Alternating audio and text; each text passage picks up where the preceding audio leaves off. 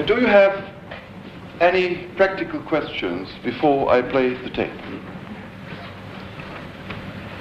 I have, for example, announced in the title, moment forming and integration. The second word I mention in this very moment for the first time tonight, integration. But I hope that it has become clear that I have been talking now for almost half an hour about integration. How much a given moment is able or is to integrate of other moments, and to what extent it integrates parts of moments that have been heard before and that are going to be heard afterwards. It's all a process of very conscious integration of, I'm dealing with degrees of integration. How much and from which moment in any given musical event I'm integrating. You will hear later on how this works, for example, on the level of language, or the use of material that can be sung, spoken, whispered, etc. What kind of language material and how language material can be integrated. And to what extent? Let's say you have a moment which is in a certain language, and how much it can integrate as an insert from another language. Just to give you an idea. Would you indicate which moment may be at during the tape? Would you like to? Would that be of help? I mean, we are now very much in the visual. You see, if I can do this naturally, it's very, very easy, but then I just point on a block. Would it not be more adventurous to try to find out if you feel when the moment changes, and to what extent it changes, and to get confused? I mean, I can do that, but that's well. Who wants me to point at the blackboard when a new moment is coming? You see, I had in mind to even switch off the lights and let you hear, experience the music. You can do that at home. Oh, you have the record? Yes. We can close our eyes if we don't want to. Oh, that's a good idea, yes. It needs an effort, doesn't it? I mean, even a physical effort. Yes, if you want. He says we can close our eyes if we don't want to see these things there, these symbols. Yes. Did you have the material before you planned this gig, or did the actual material, come after you planned? During. There was certain feedback, you see. I had certain material in mind. I thought I restrict myself to the extreme. I was thinking of the minimum of reformers, choir, and that was clear to me. I wanted to integrate language and all aspects of language, voices, and so naturally solo voice and groups of voices. Then instruments, yes, but then with the organization of the musical moments, for example, I had oboes in mind, and I forgot about them during the work more and more. I wanted to combine with trumpets, oboes, and also other instruments, but the more I dived into this structuring, this moment forming, the less material I needed, because the more it became interesting for me to calculate very carefully how much the moments would have in common and how little they would have in common.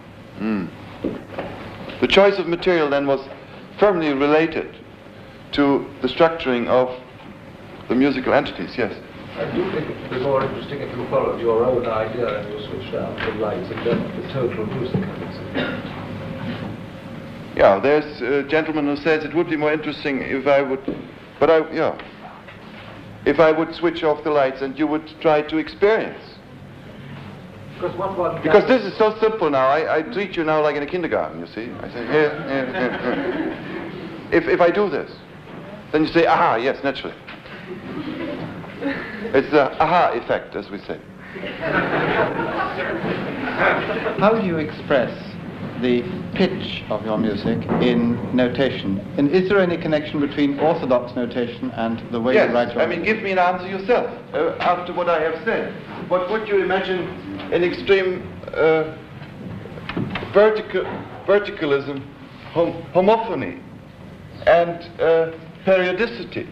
What kind of notation would you use here? An extremely determinate one, which means the classical notation we will find mostly here. In the statistic one, we will find graphic notation. Everything that is primarily M, statistic, randomness, has fields inside of which certain elements can be distributed freely. There the pitch notation is less determinate, more indeterminate. To a great degree, sometimes they're just lines.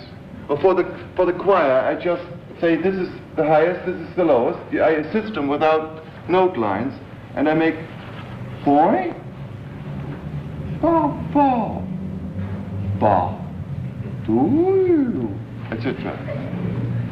So then it's relative. And the same applies to time, where I write a time box, and here is the cue of a conductor, here's the cue of a conductor, and I just write 7. And during this time, you have the possibility of 7 strokes on drums, on any drums, for a drum player. And whenever, or I give, for example, 7 syllables, and I write them on top of each other. Perhaps there's some more space. For example, I write O, or poo, or boy, boy. Phonetic writing, everything that is nonsense, that consists of nonsense syllables or onomatopoetic syllables, is written in phonetic writing. Boy, or etc. Boy, or poo, or oh, etc. And then I say to every male singer of a group gets, let's say, 5 or 6 during a certain time, which may be 2 minutes. And then the solo soprano is singing something, and you just say, comment the solo soprano with these syllables whenever you like. So there's an extreme randomness of the distribution in time, and even of the order. They can use it in any order. When they listen to the solo soprano, even watch the solo soprano, whatever she sings, then they say, po, or they say, poi, or they say, holala. You see, it applies. It is right to do this, etc. Yes, but you can be very precise on your notation for pitch. You can be very precise on your notation for time, but you cannot be precise for dynamics. And if you're using such things as forte and mezzo forte, it's a very imprecise notation. How would you change that? How would you change that? This is how I'm asking you if you need to quote it precisely. The rest of your notation is precise, but when your dynamics come in, they're imprecise because of the existing notation. Well, how would you change this? I don't know. I'm asking whether you have found any notation which will allow you to do this. Well, not for male singing. For choir singers up to the moment. Not for individual notes, no. I can compose scales of dynamics by determining the number of musicians that are playing the same note at the same time. So I work secretly with large scales of dynamics where the individual musician doesn't know that he is contributing to a definite degree of dynamics. But when I have just one line, then all I can use are the 6 or 7 Latin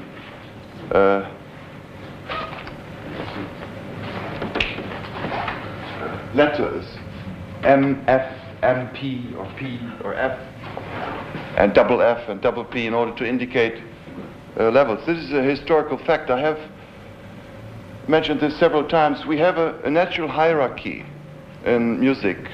Music is as young as everything is on this globe. Just 1,000 years.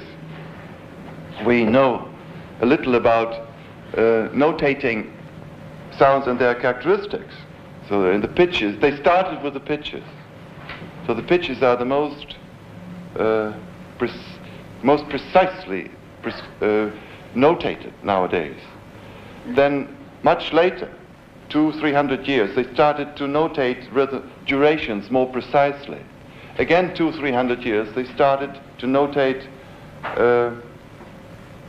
the different dynamics. Because before they had just terraces, softer or loud, that was all. The so-called terrace dynamics, and they were not in function. Were just overall determinations. And then again, 200-300 years, they began to differentiate the timbres.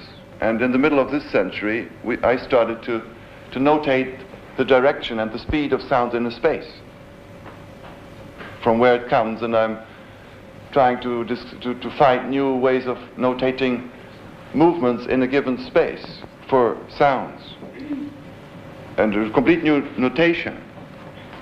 I'm more than concerned with how people who fly with airplanes describe certain points in space, or who are on the ocean on ships, how they describe in a 360-degree environment, and if it is a half sphere, how you can describe a sound that goes in this movement. Well, you have to find a notation, and that's what I'm doing at the moment. So, for the dynamics, naturally too, if I have found notations, quite a few very efficient ones, but it's very difficult to write them for musicians who are not trained to do more than 6 or 7 degrees of dynamics consciously. I don't know. But that is already something, isn't it? Yeah, something else? Yes, weren't the statistics and the graphical processes in your first section tend to invalidate the degree of integration which you've carefully worked out between the moments? Yeah. What? What's the question? Your statistic and graphical methods in this first section here, won't they tend to invalidate the very careful degrees of integration which you've worked out between your layers of moments? I think there is some misunderstanding when I speak about statistic. It simply says that a certain number of elements is distributed freely within a given space and time unit. And such a box inside of which the notes are floating, you can put into another environment, naturally. It's like putting an aquarium where the fishes are moving somewhere else in another environment where nothing is invalidated. You just put something from this moment into this one. So it must be so characteristic that I recognize it within this one. So they must be very different from the beginning, in order to make it possible that this one is remembered in this one clearly as something else that I have experienced before. Yes? My wife was very philosophical and very much interested in things of mystery. It's curious to know where you think sound comes from. Where Where you think sound comes from.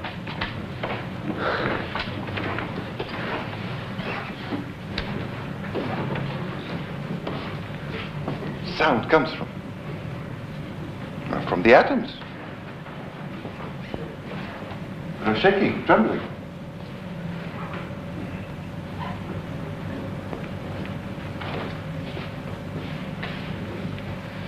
Is that an answer? Yeah, absolutely. Wonderful. Pardon? Wonderful one. So then, shall we start then listening? Just.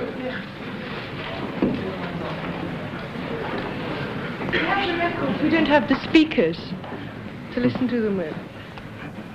Say it again. Well, we don't have the speakers at home, even if we might have the record. That's a very good remark, because first of all, listening collectively in a larger group is a quality which can never be replaced by listening alone or in a very small group, because then waves are building up, which are only possible in large groups. If the group is too large, then there are too many distorting interferences. But under certain conditions, a group experience creates its own music, which means its own network of vibrations. And the sound waves are just stimulating these vibrations that all of a sudden begin to vibrate in the individuals and meet each other. So this is very true. And then the power, the volume of air in such a room is very important. The more volume of air, the freer the sounds are. See, that's every sound needs its air, like we too. Every sound is an individual. And well, speakers are the most, as you know, the most old-fashioned device to reproduce a multiplicity of sounds through one cardboard piece, which is in one loudspeaker. We have 4, which is already some advantage. In order to reproduce, let's say, 80 people or 80 sound sources, we would need 80 speakers at least. And even then, the body of the speaker cannot provide the vibrations that a living body emits when it is singing or blowing. So that's always an enormous reduction. But I think such a volume is wonderful compared to the volume of a living room with a lot of furniture, etc. That it's very difficult to listen in a living room. That's why I always recommend earphones. Then everything is inside. And the physical is almost non-existent, the air. It's another experience, it's very important. What? Sorry, the music wouldn't be affected if we did keep the lights on.